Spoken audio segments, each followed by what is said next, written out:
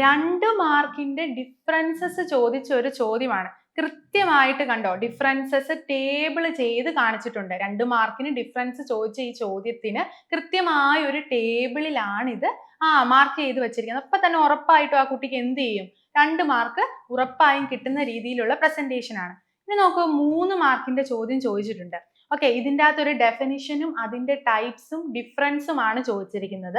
അപ്പൊ ഡെഫിനിഷനും ഡിഫറൻസും, ഇവിടെ ഡെഫിനിഷൻ കൃത്യമായി നോക്കിക്കേ, 2 മാർക്കും കൊടുത്തിട്ട് അവിടെ മെൻഷൻ ചെയ്തിട്ടുണ്ട്. അതിന് താഴെ ടേബിൾ ചെയ്താണ് കൊടുത്തിട്ടുള്ളത്. ഇനിയും നോക്കുക, ഇവിടെ 3 മാർക്കിന്റെ ഒരു ക്വസ്റ്റ്യൻ ആ കുട്ടി അറ്റൻഡ് ചെയ്തിരിക്കുന്നത് എങ്ങനെയാണെന്നുള്ളത്.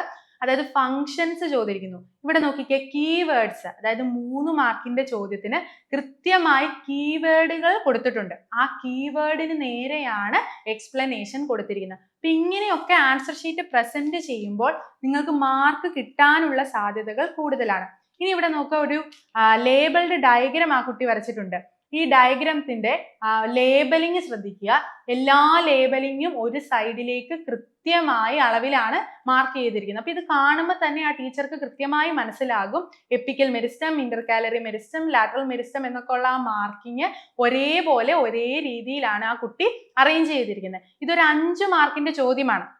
ഈ 5 മാർക്കിന്റെ ചോദ്യത്തിന് ഡെഫിനിഷൻ ചോദിച്ചിട്ടുണ്ട്, ടൈപ്സ് ചോദിച്ചിട്ടുണ്ട്, ലേബിൾഡ് ഡയഗ്രാം ചോദിച്ചിട്ടുണ്ട്. അപ്പൊ നോക്കിക്കേ, ഡെഫിനിഷൻ ഒരു ഹെഡിങ് കൊടുത്ത് അവിടെ കൊടുത്തിട്ടുണ്ട്.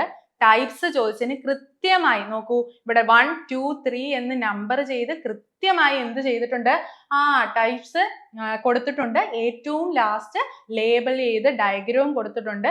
ഷുവറായും ഈ പ്രസന്റേഷൻ എന്ത് ചെയ്യും, 5 മാർക്ക് ആ കുട്ടിക്ക് കിട്ടും. അപ്പം ഇത്തരത്തിൽ നിങ്ങൾ പഠിച്ചോ പഠിച്ചില്ലയോ എന്നുള്ളതല്ല, പഠിച്ച കാര്യങ്ങൾ കൃത്യമായി നല്ല രീതിയിൽ നിങ്ങൾക്ക് എന്ത് ചെയ്യാൻ പറ്റണം, പ്രസന്റ് ചെയ്യാൻ പറ്റണം. അങ്ങനെ പ്രസന്റ് ചെയ്താൽ ഉറപ്പായും നിങ്ങൾക്ക് എന്ത് ചെയ്യും, എക്സാമിന് ഫുൾ മാർക്ക് സ്കോർ ചെയ്യാനായിട്ട് സാധിക്കുമെന്നുള്ളത് ഷുവറാണ്.